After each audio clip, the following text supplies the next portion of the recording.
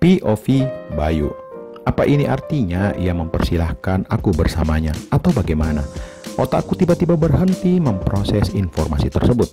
Aku lantas masih termenung memikirkannya.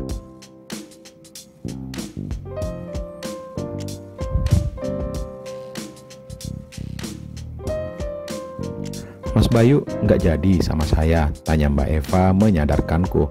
Saya masih nggak percaya Mbak, jawabku sambil tersenyum. Jujur, aku masih deg-degan bersamanya. Ini pertama kali saya, Mas Bayu, katanya sedikit gugup.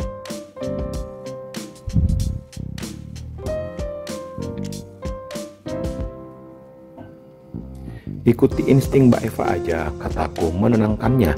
Ini rasanya canggung sekali, tapi mau gimana lagi, aku tak boleh mundur. Kesempatan ini tak mungkin aku lewatkan begitu saja bersamanya. Belum tentu besok masih akan sama kejadian hal ini.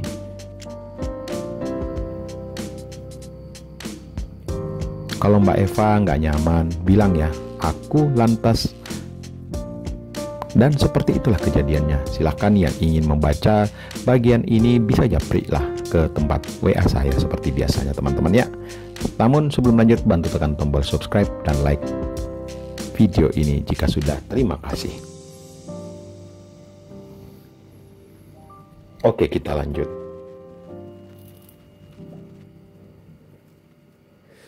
POV 3. Mbak Eva tidak menyesalkan? Tanya Bayu kemudian. Lebih ke merasa bersalah sih Mas sama anak, jawab Eva selanjutnya.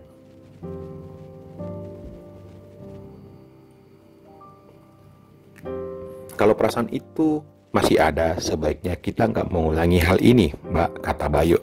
Mas Bayu juga bilang ini ke dokter Mirsa, tanya Eva penuh selidik.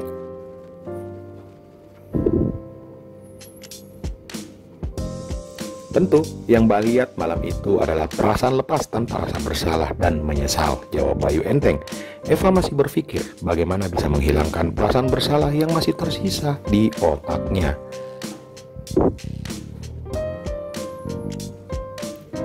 Walau bagaimanapun, ia adalah seorang istri yang baik-baik dan penurut sebelum ini. Mas Bayu nggak pernah menyesal atau merasa bersalah sama istri, tanya Eva berusaha ingin tahu tentang apa yang dipikirkan Bayu.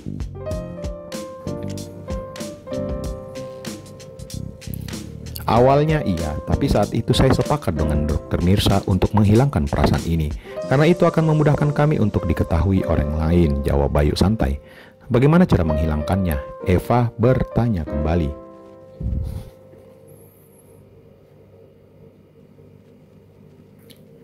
Meyakinkan diri bahwa ini keputusan sadar dan hanya memenuhi apa yang diinginkan oleh perasaan kita.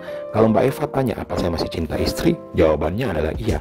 Itulah kenapa saya hilangkan perasaan itu. Bayu beranjak menuju ke kamar mandi.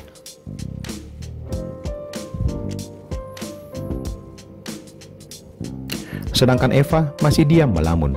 Hanya satu hal yang ia takutkan setelah ini, yakni di saat ia bertemu dengan Pak Sur.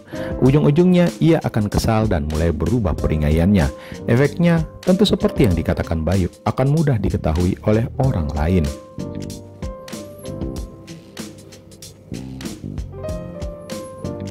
Mau tidak mau, Eva harus mengubah jalan pikirannya. Keluar dari kamar hotel ini, ia bukan lagi wanita lugu seperti sebelumnya. Kini ia tahu bahwa wanita juga butuh perasaan yang nyaman saat bersama pasangannya. Sebuah perasaan yang ternyata mampu memperbaiki ketenangan di otaknya. Ia harus yakin dengan keputusan ini. Bayu begitu santai tampak menanggapi kekhawatiran wanita ini.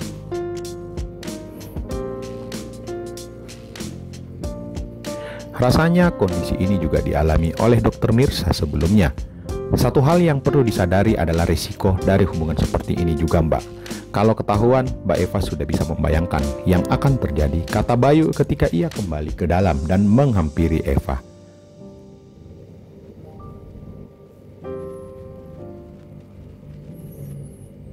Ya, itu yang luput dari pikiran Eva tadi. Resiko, ia tidak tahu apa yang akan dilakukan jika resiko itu terjadi.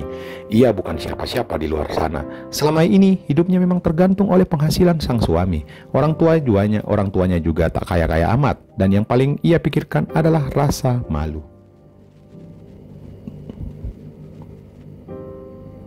Entah cacian atau hinaan apa yang akan ia dapatkan jika orang-orang mengetahui di luar sana. Nyalinya ciut seketika. Ia mulai berpikir ulang untuk melanjutkan apa yang telah ia memulai bersama pria itu. Kita coba diskusi dengan pikiran terbuka ya. Kalau ternyata, apa yang akan dilakukan Mbak Eva? Tanya Bayu. Sedangkan Eva masih merenungi semua yang telah terjadi.